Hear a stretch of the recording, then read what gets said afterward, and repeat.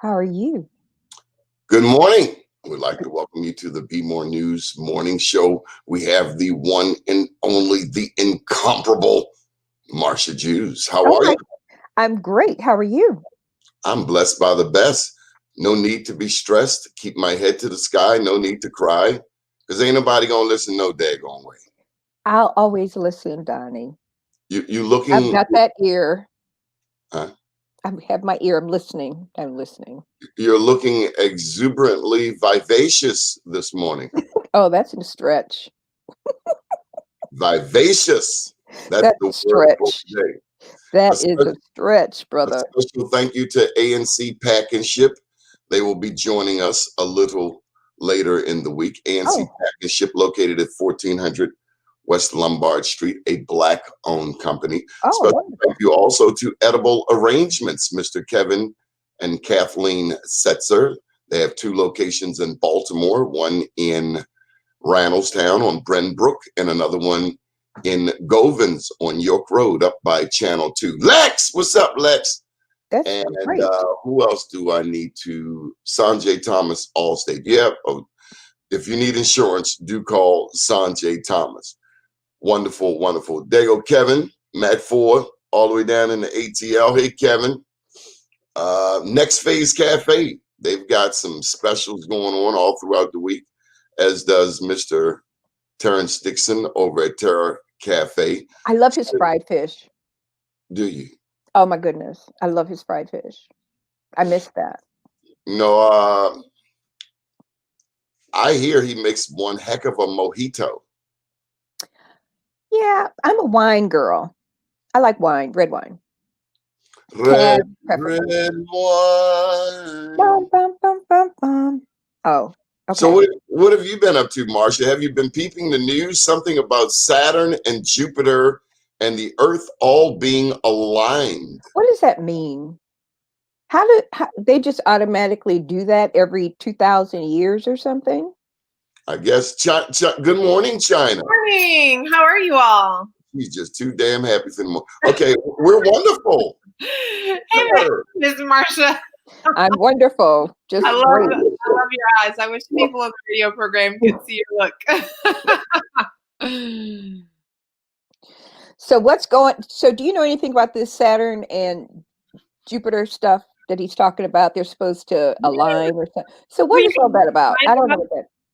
I'm Go super ahead. excited about it, and it makes me wish that I had gone ahead and focused on getting my daughter a telescope for Christmas.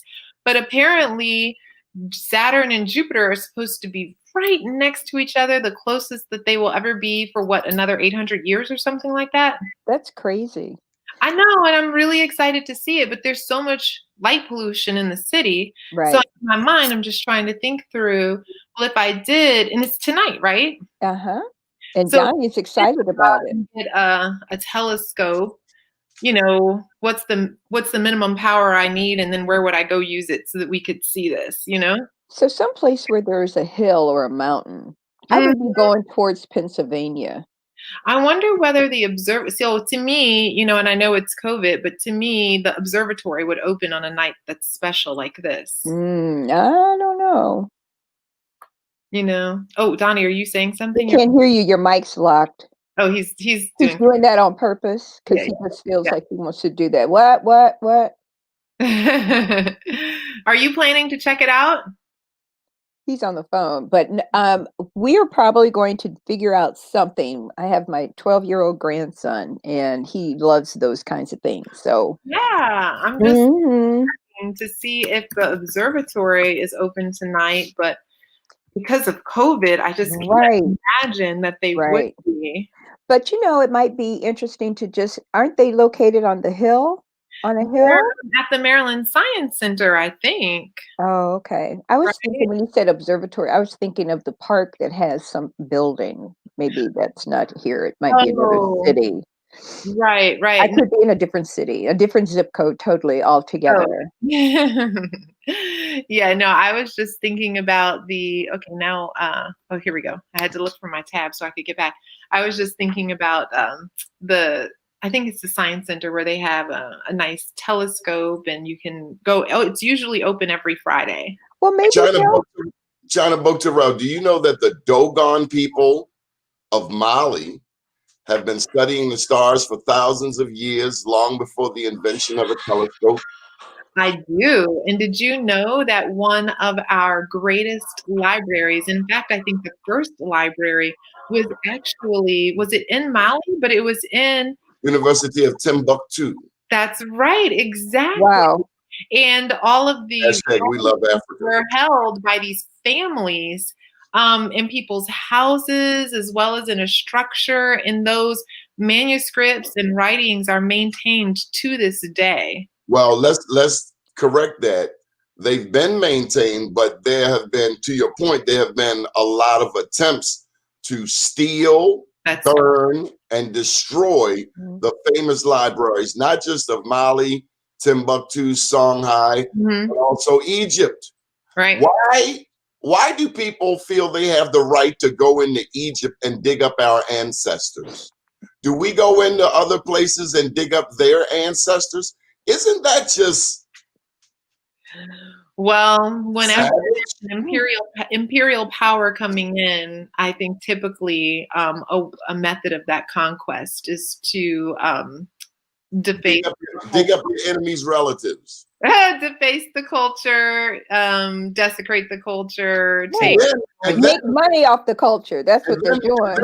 And then make movies with you know, Charlton Heston and these other white actors playing characters in a clearly black story. Is it really clear? Is it clear?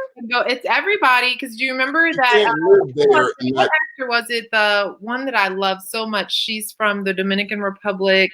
Oh, I'm trying to think of her name, but she played Nina Simone and took a lot of flack for it. Oh, right. The light-skinned girl. Oh, like Miss Marsha. Her name is I don't know her name. Zoe Saldana. Yeah. Yeah. Oh, Zoe. Yeah. Zoe. A lot of flack for that. Yeah. Well, you know, because there are a lot of amazing actresses that have done that very well. Yeah. And their assumption was that Cleopatra was something different than what she really was. Right. Especially for Nina Simone, for whom her complexion was such an important piece of her identity. And but people who are in that business, they don't care. They want what they want. And, you know, reality has nothing to do with it. Okay, so let me shift gears a bit. Have you noticed? You want to turn the page? Stimulus package came out. You guys are getting $600. I'm means tested. So I'm not. I would love to get $600. We probably won't get it. Well, you know, and I want to know how much all those doggone major corporations got from Donald Trump. How many millions of dollars? And if you were to sit and start trying to literally give out money to every household that's realistic, they're printing the money. They print the money. So, I mean, I know this is me being naive, but they print the money. They just wake up one day and they say, okay, we need to make another 10 billion $100 bills. That's what they do. Right. I mean, and in theory, if we print too much inflation, although I think that the kind of the economic, what is it called? Like AOC and some of the really staunch progressives believe in a different sort of economic theory, that is, you can print as much money as you want, and there won't be negative consequences necessarily from inflation and so forth. Right, because it's really not going to be spent as it generally would have been, because this is an emergency and people are going to use that money differently than they would if somebody just graced them with maybe what do you call it, the little lottery or something. It's a totally different kind of spin, and so it's going to go back into the economy because it's paying their bills. They don't want their lights turned off. They want their cable. They still want to be able to do that. The lease on their house or their house note is due. They're going to be trying to survive and in a survival mode. So the money's going to be spent differently than if they are going out shopping for clothes and frivolous things. Right. Right.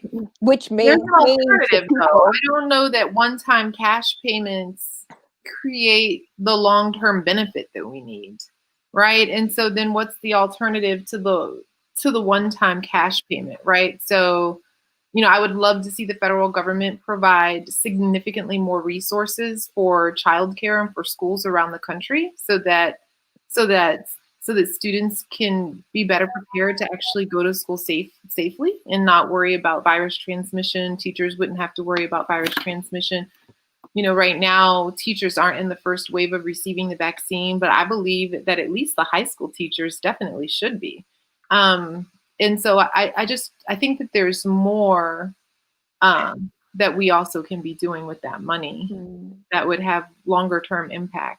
There's an organization here called TAP, and they just gave out a lot of, I don't know how many handheld computers, tablets, to a lot of senior citizens and a lot of children who are in East Baltimore to offset their digital divide situation. Now, the question is where will they get the connectivity? Right. But those are the kinds of things that we should be dealing with, and the Completely agree. infrastructure, which we don't have it. That's a brilliant idea. So, for example, if we could provide money to local governments to broadband their communities, that would be great. Obviously, a bunch of cable companies will complain about it, but what we have to do is redress the inequity. The Baltimore Digital Equity Coalition here has done a wonderful job of coming together to really bring more awareness to issues of access and connectivity. Where? Right. East Baltimore, West Baltimore? It only got started across the entire city. It only got started during the pandemic. Oh, well, do they help every Baltimore City public school student get a computer, access to the internet? Because right now, let me say something. I'm not hearing that. I'm not seeing that. I'm hearing all of these people tweet. They're on the front page every day. They're in the news. They're on television. Every Baltimore City student needs access. As a matter of fact, academically, this is the most challenging year in the lives of most every student in the public school system, because they are in jeopardy of losing an entire school year. I'm not hearing the urgency in the voices of leaders making it important that every young person has a computer, every young person has access to the internet. And as for parents, I'm seeing people on television posting pictures of $175 tennis shoes. Take your hind parts up to Michael Howey on Reisterstown Road and use that same $150, $200 and get a used laptop. Well, let me clarify. The Baltimore Digital Equity Coalition. I never heard of them. Are they Black? I've never heard of them, and I'm in that space. Absolutely. A ton of the organizations are Black, and so, but Who are these here's the deal: the work is not solved. The problems exist and are absolutely there. But what had to happen, which has never happened before, it only happened this year as a result of the pandemic, was that more than 50 tech organizations in Baltimore City came together and they formed a coalition so that they could begin to bring awareness to the issues of. I'm a little insulted, China. I can't buy that. Because Marsha's going to tell you what Tyrone Taborn did 30 years ago. What did he do 30 years ago, Marsha? We created Black Family Technology Awareness Week and La Familia Technology Awareness Week and First Family Technology Awareness Week. But moreover, I went to Columbia University doing community technology development, and we tried to bring all that down here through several mayors. We have a new mayor now, but I've been in this space for almost 30 years. And the reality is that when we sit here and we're looking at what is going on, these people, Comcast, and I talked to a high-level executive at Comcast about something for what I wanted to do in East Baltimore. And he said, oh, yeah, that's great. Well, what we could do is then we could charge those families. We have that $9.99 program that the families could be. And I said to him, are you serious? Right. People are trying to eat. So They're trying to keep the lights on. Let me just put it out. And Comcast is the only one up in here.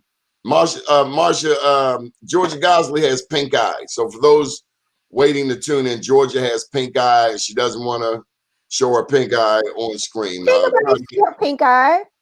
Huh? Okay. Okay. So Alexis, we have Alexis Coates coming on a little later this week. We also have, for the last show of the year, and we're not going to do a show on Christmas, but the last show of the year, next Thursday, we have Dr. Tyrone Powers. Yay. Oh, I love Dr. Tyrone Powers. That man is probably, I mean, he did the greatest radio show I've ever witnessed. You'd have, and he didn't hold any, he didn't hold any punches. Unapologetically black. Special hello, we got some people online. Alexis Coates. Alexis chimed in. He said, he said the money is borrowed from international markets. The traditional view of economic theory holds that governments and central banks have distinct responsibilities. Go ahead, Alexis. A government sets fiscal policy, spending the money it raises through taxes and borrowing to run a country. And a central bank uses various levers of monetary policy, like buying and selling government securities. Alexis sound real smart, don't he? He is very smart. Okay. Hello, cousin Ken. $600. Ken Morton says $600 to cover the last 8 months is less than what we received for the first time. $600. It was 11 billion on the wall, on the Great Wall. That Donald Trump. Crazy down in crazy. What's up with the Great Britain Prime Minister? You mean Boris? Yeah, is he related to Trump? Oh. You didn't see the hairdo, Marcia? No, I did not. Oh, he looked like You Trump. have a picture? No, but look, 1 minute he said Christmas is on. He didn't feel good canceling Christmas, and then he came right back. I regret to inform you that Christmas is canceled. This COVID thing is no joke. China, have you been seeing people? Did you go out this weekend? No, we don't go out. We're just you don't go to the store. You get everything delivered. We didn't go to the store. We do go to the store. It just so happens that this weekend we quite literally stayed in the house, and did not go out. You know, my husband goes to work out at the gym, and I was very worried about that when he first started doing that.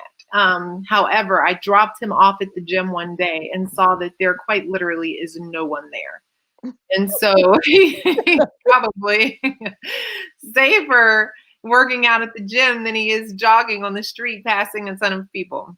So I relented on that, and he works out at the gym. So he did that. Will you be having people come to your home, or will you be following these guidelines? We will not. And we will be following the guidelines just like we did on Thanksgiving. On Thanksgiving, it was just my husband and me and my 3-year-old daughter, and we'll be doing the same thing for Christmas. And I have to tell you, we had planned to hopefully have some people over for Thanksgiving, but as the situation began to change with COVID-19, rather than say, okay, you can't come over anymore, what we said is, okay, everyone has to get a COVID test before they come over. And then that was Y'all be polite. Hey, don't bring your ass over here. That's how you say it. Now, we know that's not perfect because it only tests a moment in time. However, we believe that everything has to be layered. And if you layer enough strategies, the mask wearing, the taking the test, my mother ain't play all of plastic dividers, holes in the Swiss cheese. My mother ain't play all that. Don't bring your ass over here. We didn't have anybody over, and because as soon as we said, well, are you getting tested? Then everyone just bowed out. And so that was perfect, because at the end, what the result that we wanted was for, no one to come into the home and for us to really frightening. You give a long answer. To have somebody come into your house and you don't know, even if it's a delivery person, you can't come in. It's the whole idea is frightening. Right. And a lot of those delivery people don't even wear masks.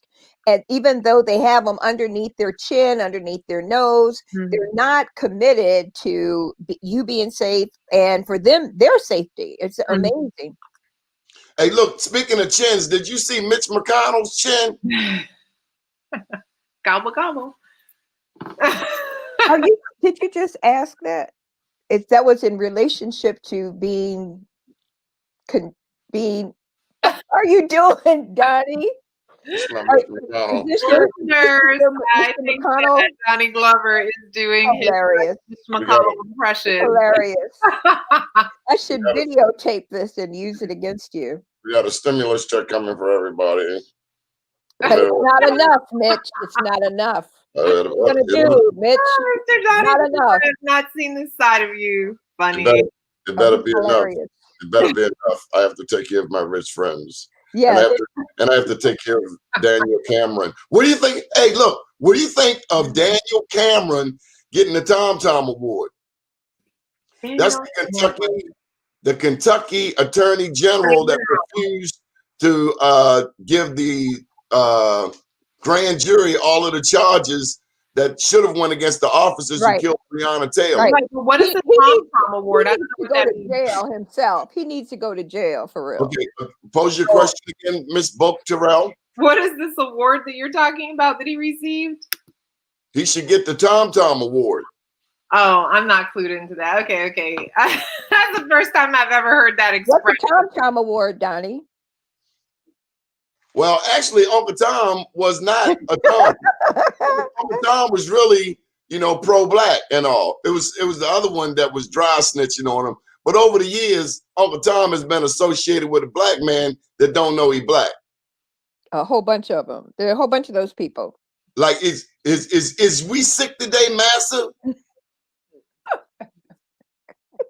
Well, let's pivot and there's a whole bunch of them still running around, child.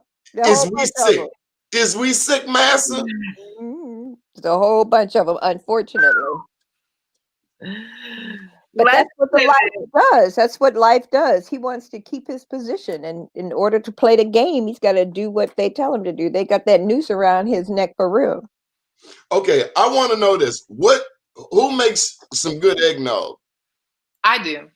Mm. Okay, I don't drink it. What do you do with it? Best homemade eggnog that you ever want to have. What's in it? Egg whites, nutmeg, a lot of cream, sugar. Oh, you make yours from scratch? Yeah, I make it from scratch. And of course, liqueur. What type of liqueur? They call it liquor around my way. You going to liquor store? I want some liqueur, please. All right, homeboy.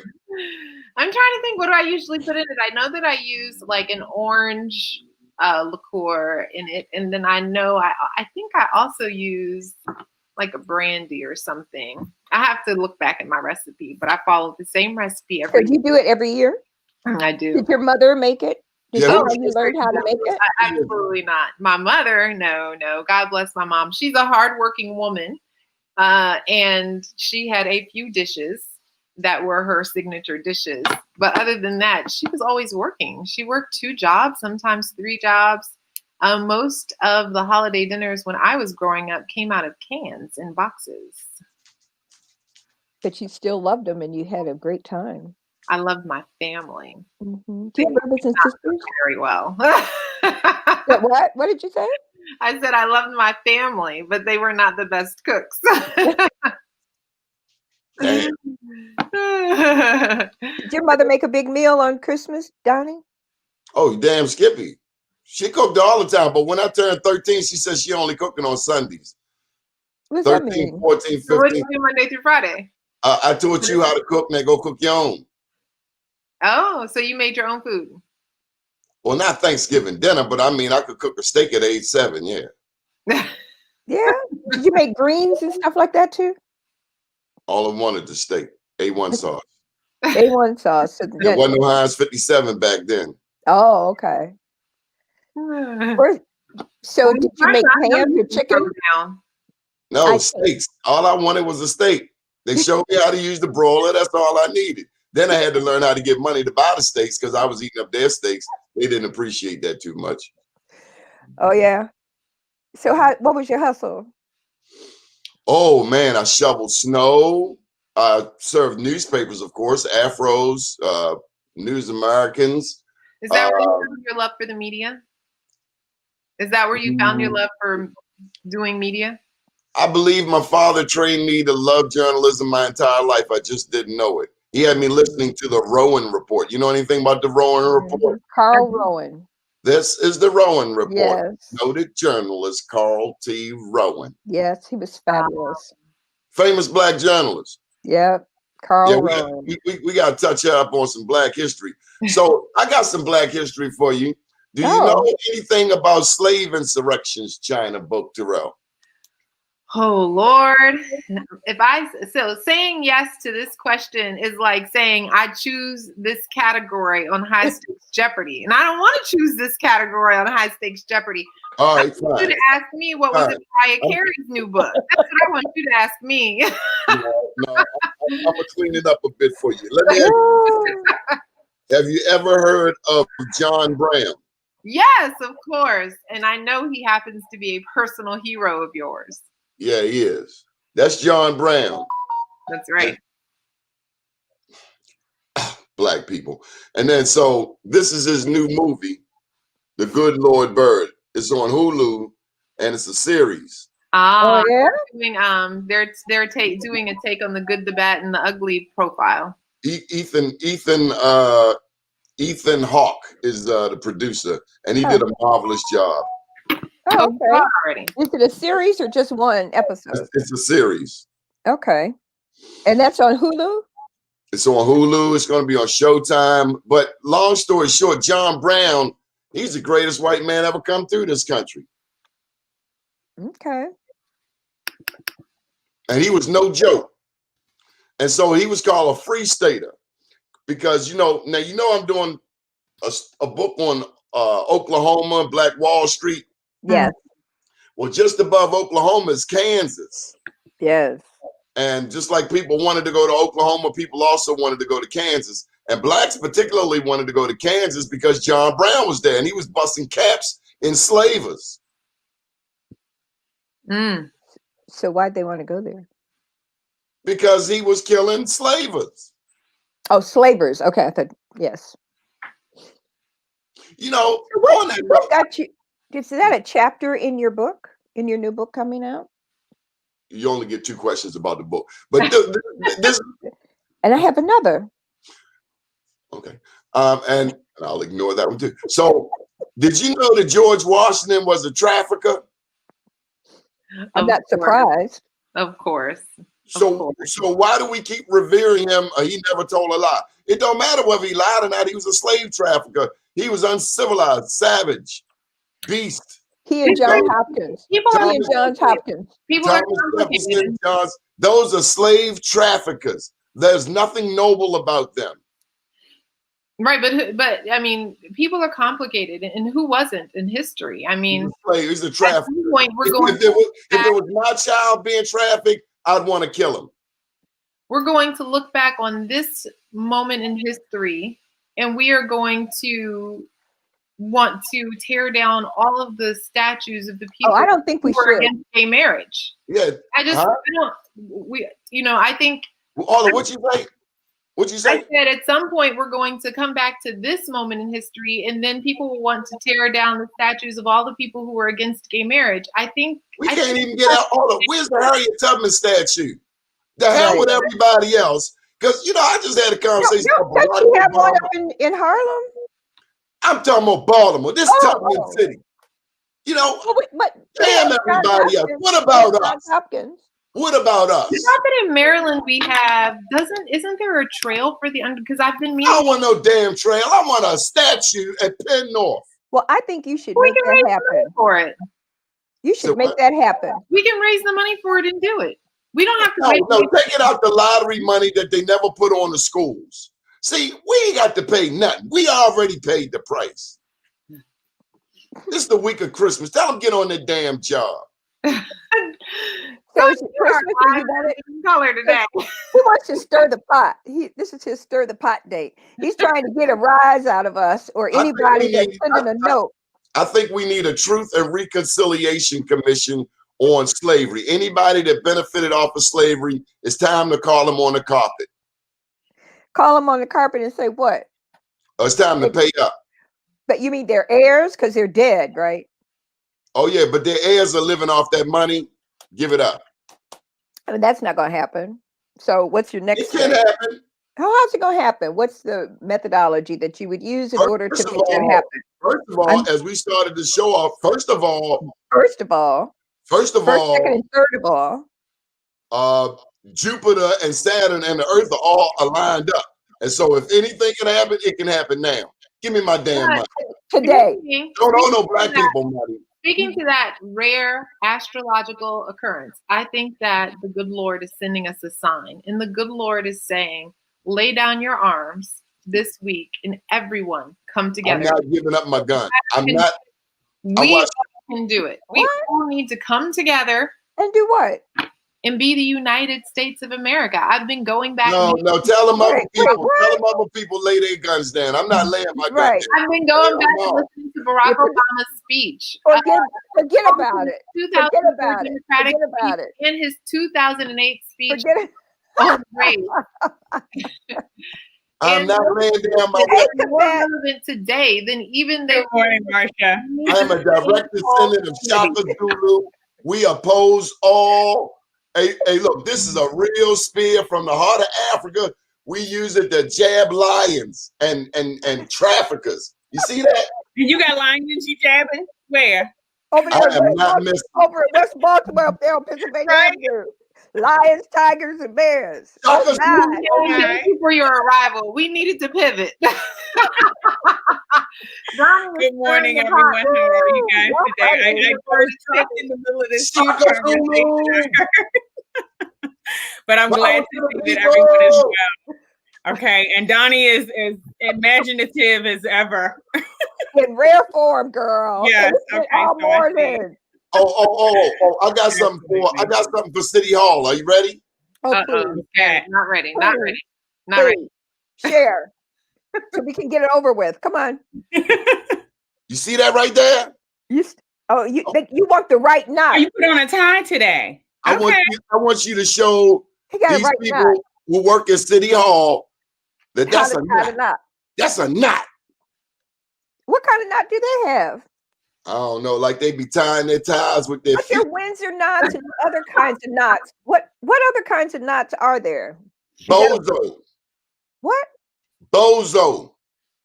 Is that an Egyptian or? Bozo is a clown that knows how to tie tied in. Well, but they're different knots. I think there are probably 4 or 5 different types of knots for ties. Sure they are. Right. So they have whatever one of them that's not that one. What kind is yours? Basic. Is it a basic? But what does the Windsor knot look like? That's a very important knot. Doni is like Jesus, Miss Marcia. Basic. Don't choose to feel We'd like to welcome to the show Kivette Minor Kane. Hi, Kivette. Hey, Doni. How are you? Good. Our initial guest had pink eye. And I'm sorry to hear that. I really am. I hope she feels better. Okay, Alexis. I know that's a challenging thing to deal with. Alexis, answer your 4 in-hand knot, half Windsor knot, 4 Windsor knot, Mickey knot. How you like that? I just wanted to get a damn knot. Did Alexis for that? I raised 2 sons, and when they had to learn how to tie their ties, I took them to YouTube, and we downloaded an app that showed them how to tie their knots. So you can always send over a link to that app or a video from YouTube to those who you think need assistance. I think that would be a loving gesture. That's funny. I got a question. Who are these people that keep sending me friend requests on Bitcoin? What's that all about? Well, that's the new money. We talked about that. I don't even know what's going on in terms of the reaching out for friends. But I know that Bitcoin is growing astronomically. Just recently they've reached over 20,000. They were at 16,000, and that's amazing because, not long ago, just a couple of years ago, it was, just starting up and people were laughing at those who were investing in Bitcoin. But it's a huge, huge investment right now. It's growing in terms of digital currency. And it's something that we all need to pay attention to, especially because our world has obviously, here we are turned into a digital forum. Yeah. And so, we're able to have more of a global connection. We're able to have more of an instant connection with folks as we, turn to this global, digital platform. And it's significant because you can see that even companies, like the ones that we're using for our streaming resources have boomed in the last few months. Yeah. Companies like Zoom have increased, they went from like $65 a share to over $400 a share, and I have a couple of friends who are like, man, if we had just invested in that. Yeah. But it's about being conscious. It's about being aware of what the opportunities are available for us and being able to take advantage of them when they come to us. Cavette, the leadership over at the business school at Morgan State University, they're running classes. I did some work with them last year, so that would have been 2019. And they were running that hard and heavy and teaching that to the students over there in the business school. So I'm really proud of them and what they're doing. Absolutely. And I have to say, yay for my alma mater. I am a product of the Earl Graves School of Business at Morgan University. I'm very proud of that, where I got my foundation in finance. Okay. All right. And continuing to grow. Yeah. So, staying connected with that. That's awesome. That they have pivoted in this system to be able to move towards what is of the future. It's like this year we've had an opportunity to reflect on so much. It's between 2020 hindsight and 2020 vision. So we're looking back, we're seeing where we are, and then we're looking to the future moving forward. So absolutely something we want to do. And I think part of our challenge is, especially when we're back, I'm going to go back to the same conversation we just had with this digital divide. And if we're not providing our young people the opportunity to see shows like this, to be able to learn about these different things that are going on, how far are we going to be back? How far are they going to be without having this kind of information? How much time have they really lost? Yeah, well, the thing is that we've already lost time, honestly. If we're having this conversation, there are kids that are already almost a decade behind if they don't have, a way to be connected to the internet at home. I mean, where does that exist, and how are we allowing that to exist? And while we're talking about it, the question is, are we putting our money where our mouth is? Are we taking an opportunity to actually invest in those organizations? I heard you talk in China about the groups, that were formed in terms of being able to provide a solution, to that problem. And it's funny because just a few months ago, I was talking heavily with some of my friends who were, running for different political offices about, really understanding like, okay, wait a minute. In the summertime, before school even started, I'm thinking to myself, now I remember because I homeschooled my children for 13 years. And I knew that for us, it was essential to have connection. Google was their tutor for much of that time. When they got to a higher middle school level and there were things that I didn't understand, Google was my tutor. Why did you make the choice to homeschool? Say it again. Why did you make the choice to homeschool? I chose to homeschool because I had children on both ends of the spectrum. I had one child who had extended processing period that was necessary for him, extremely intelligent child, but he needed additional time in order to take in the knowledge. And what I saw in the classroom, because I was there on a regular basis, was that the teacher was not willing to give him the time that he needed. She was moving on and he was still trying to figure it out. and she wasn't willing to bring him along with her and the rest of the students. Then my youngest child happened to just be, I knew that if he never attended public school, but if he had ever gone to public school, he would have been one of those kids that every day the teacher would have been calling me, telling me about how he was finishing his work too quick, getting up, walking around the classroom, helping the other kids and just making a disruption, and I understood that for me, being a parent, having two children who were so different in their learning styles, in their learning needs, I needed to make sure that they got everything they could to form a firm foundation in their education so that they could grow to do whatever they wanted to do with their futures, and that was absolutely essential for me. That's huge. My daughter is homeschooling. And my grandson is off the hook brilliant. Yeah, I love it. Absolutely. It allows them the freedom. And see, what I ended up doing, I started off trying to set up a classroom in my home. And I realized that it doesn't work at home, because the children there's too much going on. There's too many distractions, but what I wanted to, and what I figured out that I needed to emphasize to them more than anything else was that learning is a part of life. And so I turned every activity that we did into an opportunity for them to learn a lesson. And I wouldn't make it, so that they were, being browbeaten or, make it something stringent for them. But it was just a natural process. It's okay. So what did you learn from that? What are you going to do better the next time? Okay, how could you improve that process? That kind of thing. And it really was very beneficial for them. I mean, by the time my youngest was in middle school, he was already computer programming, learning 5 different computer languages. And certainly, he knew that Google was his tutor at that point in time. He had taken the initiative and the responsibility for his own education at that point. Right. And they're very independent. Yeah. I mean, Peyton is amazing. And some of the stuff, my daughter and I have to look at each other like, did he just sound like a grown man? Now, Ms. Marsha, why did your daughter decide to homeschool? She had tried Friends. She had tried a couple of other schools, and they were not dealing with Peyton in the manner in which she felt that he needed to learn. And it was not comfortable for him. And she said, you know what? I can do this. And she did a life change. And he had one program before. Now he's on an Abeka program, Cavett, and he loves it. Loves it. Yeah. And they sent like 3 big boxes of stuff. And you get so much curriculum. I mean, there's so much for them to take in between the classes that they are required to attend for. And then, but then the question is, because you're allowed this freedom, you can be creative with how they're actually taking in that information. Right. I was surprised to find one day. Okay. I know you want to do the takeover. We just invited you in to say hello.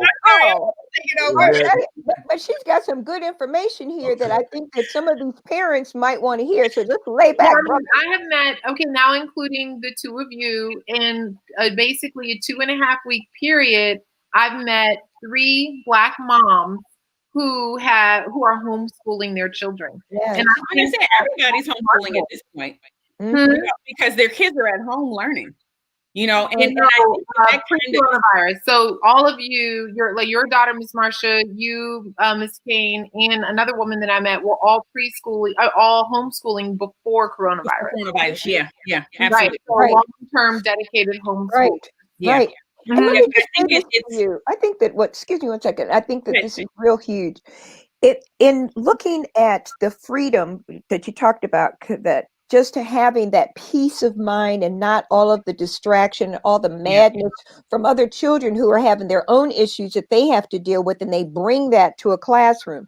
So he has his own little corner set up that he can deal with all the things. He can watch and have conversations about what he has learned. You can hear him sitting in his bedroom, giggling, reading books, right? Out loud. You can hear him. How you know he watching books? How you know he's not watching porn? Ew. That was so unnecessary because that wasn't even happening anymore. How you know? Because I know. Because it's right over there. It takes and that door is open, brother. So we're going to assume the best. in this situation, especially with our children. We're going to assume and know that our Let me parents. make one thing to the discussion. Well, first of all, Becca is coming out of a Christian curriculum. Where you go? You running now? Come on back, brother. Let me add one thing to the discussion that I think is so important, because we're talking about, digital equity and how we're really late in talking about it and the lost generation that's getting created.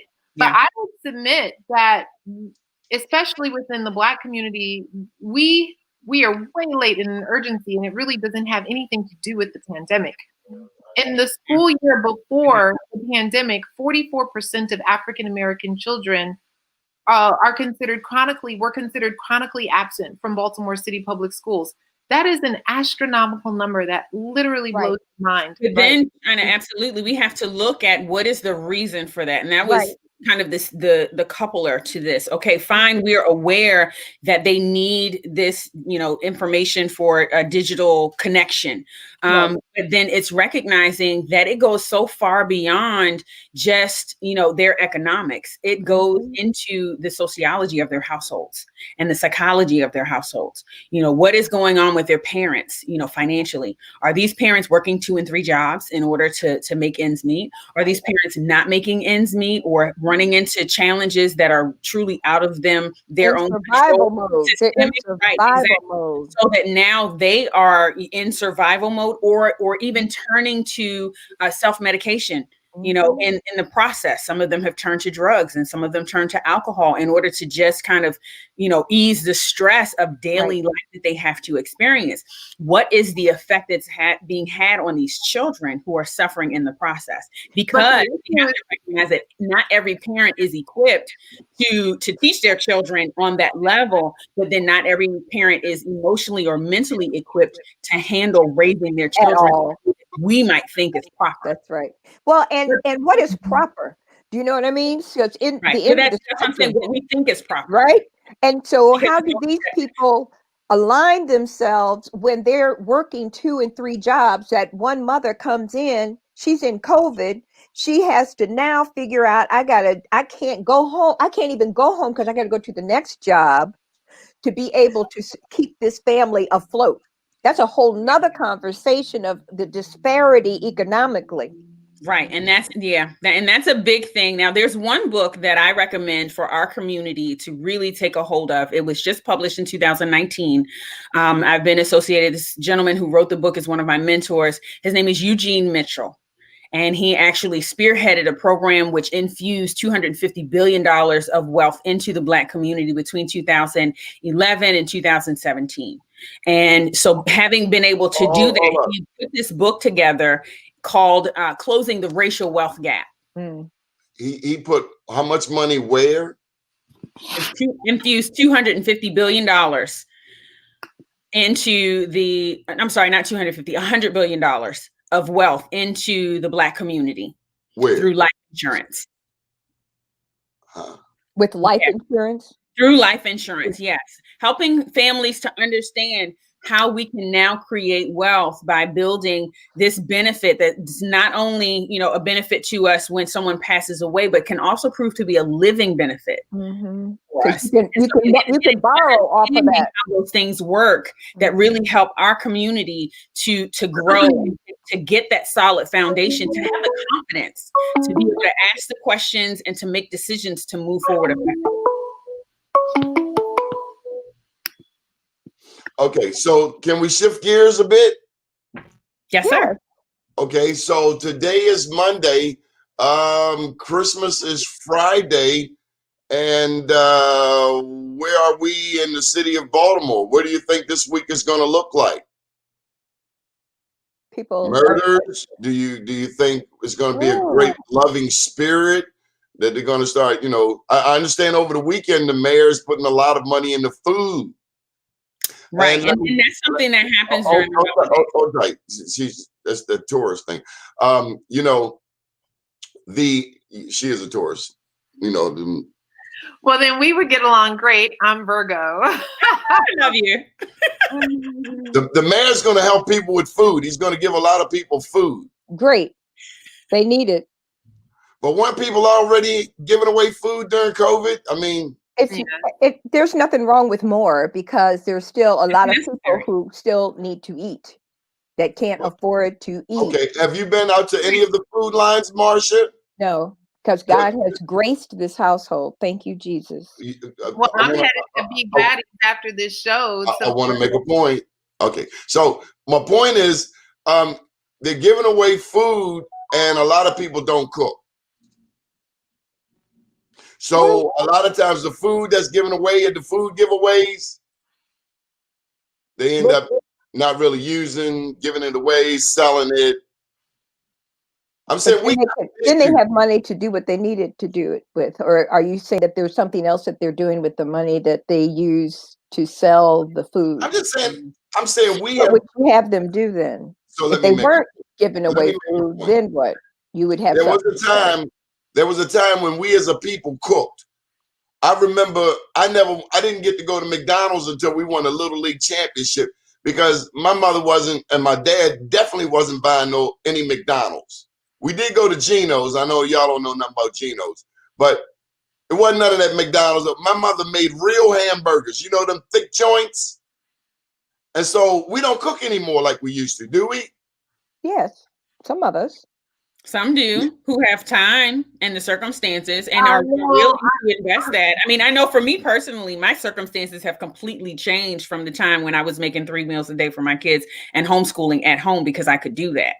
It's now I am, I live solo. I work, to make sure that I have the income that I need in order to maintain. I'm growing a business. And so my time and my circumstances don't allow for me to cook the way that I used to. Are you cooking for Christmas?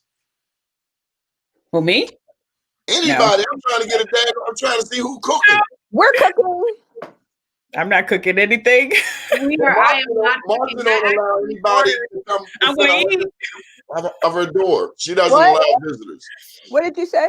Marcia does not allow visitors. Correct. Honestly, Marcia, if you can go about freely, can you say that you're okay right now? Because I've been worried about you. You've been quarantined for so long. I don't even really believe you're in the United States. I think Marcia's been kidnapped. And I think she needs an intervention. I don't need nothing. You think she's she said she don't want you bringing none of your COVID germs over there on her. My behind is 68 years old. I am not putting myself at risk. I have partied all over the world. I have been everywhere I have ever wanted to go and see. I'm cool sitting right here in this house, and y'all can talk about me all you want to, Donnie Glover. I don't care, because I'm still going to be standing, brother. Well, I got a picture on my wall of you and Melania Trump saying, no. You know what? You're going to be glad that this is a public forum, because I'm going to call you back and tell you what I want to say. Let me tell you, I am not. Well, it's a good point that you bring up, though, Donnie, because there's a lot of folks who have been quarantining, since March. They've been staying away from folks as much as possible, and you're not a part of the numbers that have increased over the last couple of weeks.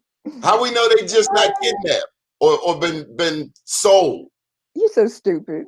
Because we have this digital connection where we can reach out to them. We see Marcia's doing great. How we know that's Marcia? She's alive and well. How we know that's really Marcia? Broadcasting from. And if she can go out and put her feet in the sand and have an umbrella in her drink after she finishes with this, then more power to her.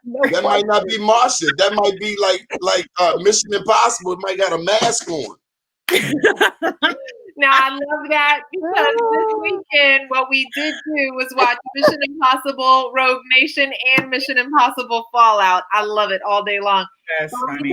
We are not cooking this particular Christmas, but we are really excited because we ordered food from a Black-owned catering company. Oh, cool. Who'd you use? Exquisite Catering, which is owned by Felicia Rami. I highly recommend her. I've had her food before, have used her at events for my nonprofit, American Communities Trust. She's one of hopefully well, not hopefully, yes, but she is one of the incoming tenants for the Baltimore Pump House. But super excited. We ordered what pork chops, and we ordered crab cakes. Pork chops and crab cakes? Stuffed pork chops and crab cakes from her. Wait, what? Stuffed pork chops and crab cakes. What's the pork chop stuffed with? I should have asked her that. Stuffing. Oh, that sounds like a burn bag. That sounds about right, Marsha. Stuffing would be, I don't know what they're stuffed with. How about something good? I'm trying to hit you. If they say stuffed in Baltimore, it's supposed to mean jumbo lump crab meat. No, I have complete faith and confidence in Exquisite Catering. They do not mess around. Sound like you got a blicky. You know what a blicky is? What is that? And it's a 50 fake out. You thought it was this, but it's like your dog. You found out your dog is a cat. That's a blicky. That's funny. But that's awesome, China. Congratulations to you and your family for supporting a Black business during this time, because that's what we also need to be more conscientious about. The fact that folks are not going out to shop in these Black-owned businesses and their, brick and mortar shops. We need to make sure that we're ordering from them online and that we're having deliveries from our Black-owned catering services. So bravo to you. Absolutely. You can pick up for Jimmy Britton. Who's Jimmy Britton? Jimmy Britton is Class Act Catering. Girl, that's a Baltimore staple. Okay. And he has really good crab cakes. I mean, like, all right, we'll have We're excited about Felicia's crab cake. What is that? She's showing Christmas dinner postings. Well, on another day, we get to check out Jimmy. Jimmy's a very big supporter of this show. That's what? Jimmy Britton is a very big supporter of this show. And on Christmas from 9 a.m. to 1 p.m., he'll be serving two entrees, Southern fried chicken, jumbo lump crab cake, beef tenderloin, New Zealand lamb chops, honey Dijon sliced turkey breast, mac and cheese, garlic mash, sweet potato casserole, collard greens, and and he's got good rolls too.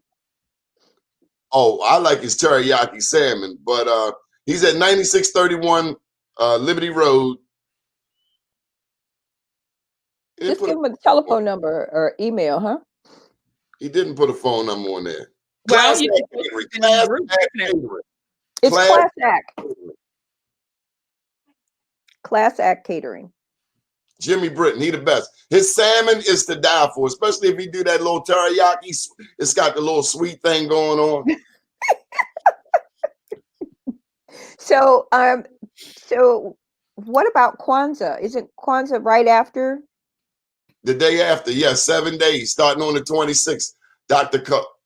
Kalana, was that his name? Is that his name? Something like that. Yeah, Karanga, Malana Karanga.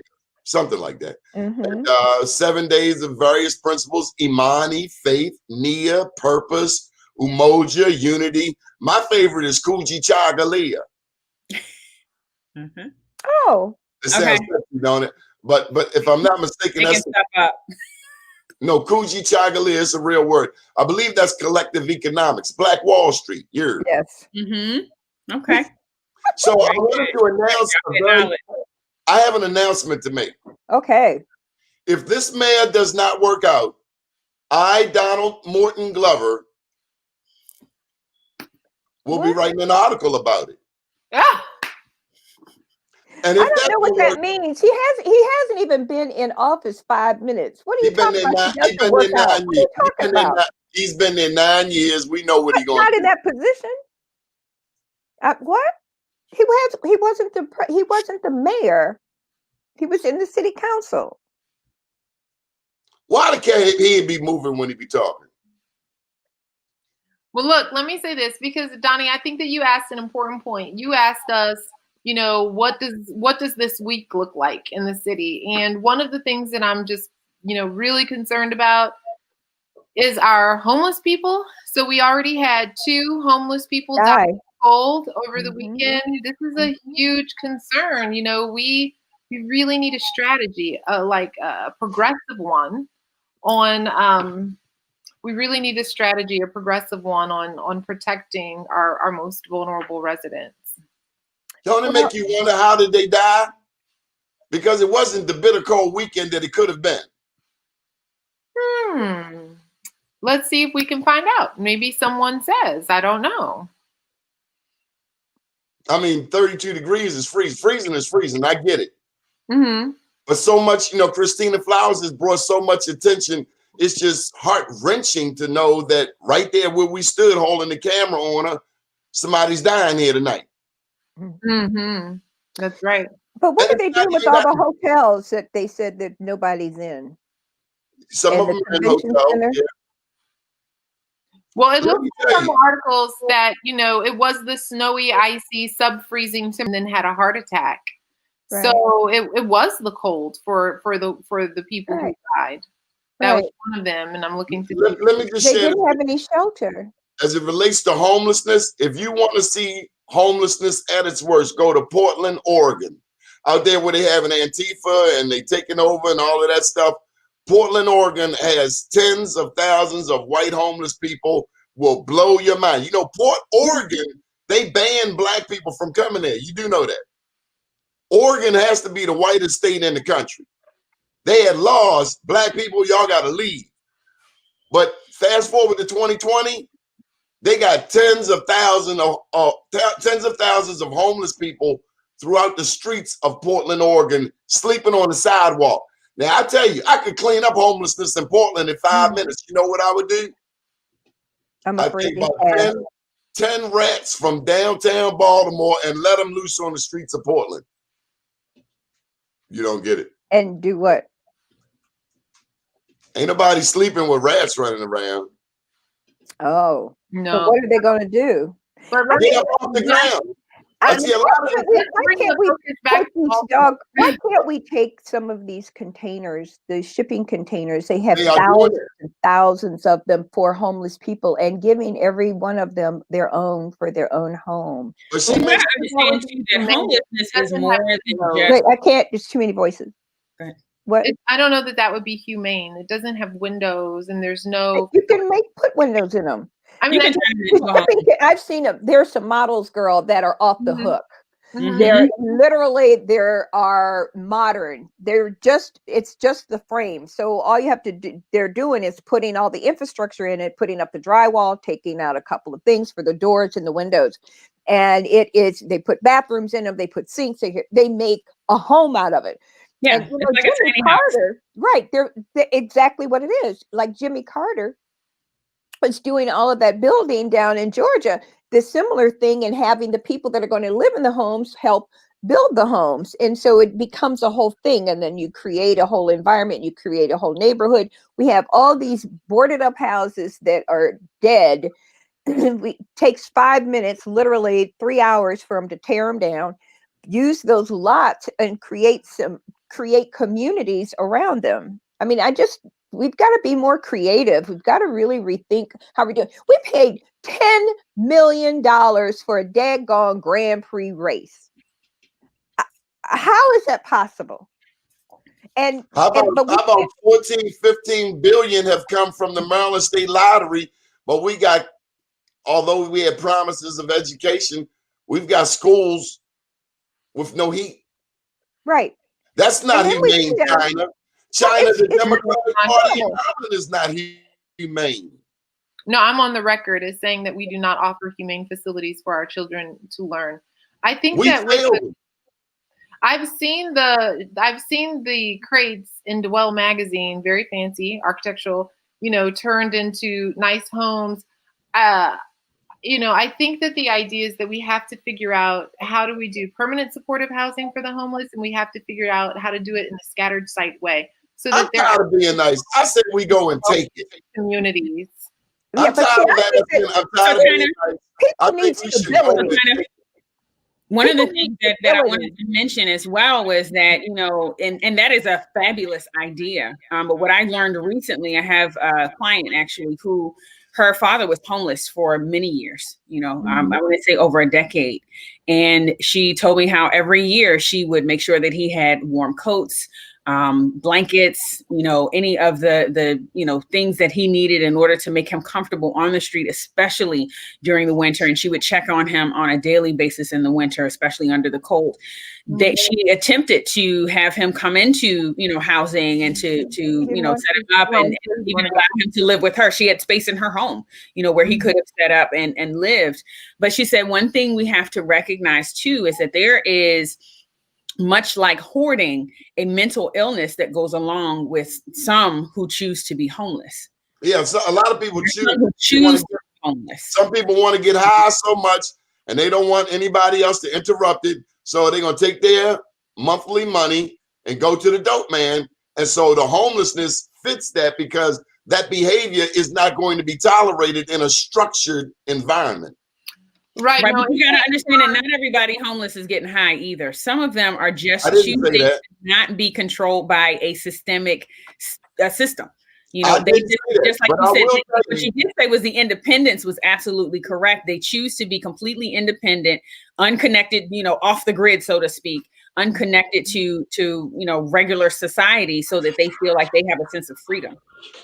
Right. It's hard to move some people off of the street and to get them in a place where they're safe, but it absolutely can be done. And it takes time between the homeless services provider and that individial building a relationship over time, because there isn't often a lot of trust and often trust is an issue. Diagnoses that are happening. However, DC has done like a really, really great job at this. I mean, they have, plans, an amazing continuum of care, and just, have like the net zero goals and we still have yet to build a lot of those basics here in the city. And not only that, even building a place in the communities that are stronger for the homeless people to be. Our template in the city still is to just push all the programs and services into low-income communities, which is not healthy for the people who need those services. I think the homeless people who have taxed by taxpayers are not going. You can't put it in. All of the homeless shelters, all of the homeless shelters in Baltimore should be moved to Guilford. Right. Good luck with that, buddy. I think they should be moved to Guilford. Any problems? Come knock on my door. Ladies, it's 11:06. Okay. We only want 1 hour of your time. We've gone over. So, Kavette, welcome to the show. We'll be hearing from Kavette from time to time. She likes to talk about money. Kavette, put a plug in for yourself. China Boke Terrell and the boss lady, Marsha Jews, will finish us off. All right. I am Kavette Minor Kane, a financial liberation expert with BmoreNews Life LLC. You guys can reach me online at Facebook and Instagram. And I'm China Boke Terrell. I am a former foster mom, and I lead the nonprofit American Communities Trust. And it is all about getting small businesses into low-income communities so that those communities have a chance for wealth building that will last generations. You can reach me at china@actimpact.org, 410-989-1607. On to the boss. That was pretty damn good, China. We ought to use that as a standard. It flowed. It just flowed, didn't it? Just kind of rolled right on over. So I'm Marsha Jews, WKIM. If you'd like to subscribe to our newsletter, hit me up on Facebook, Marsha Reeves Jews, or on Marsha Jews. I have a couple of pages, and we will add you to our mailing list. Hey, Marsha, who the dude on the horse? Is that an Indian? No, it's just a dude. Native American. It is the man from La Mancha. Right. It looks like an impossible dream. Is that an Arab? Boy, bye. My name's Donnie Glover, and you've been watching the BmoreNews Morning Show. We'll see you tomorrow. Up to date. Thanks for China. I could hear you. I could hear you. Up to date. And then what? Bring it up to date and down tomorrow. Do your day, and everything will follow. Nothing to it but to do it. I got to do it, regardless of how I feel. I am. Somebody. I am. My brother. Good morning. Good morning, Baltimore. Thanks, you guys. Have a great day. Good morning. Tell Al Roker to take that.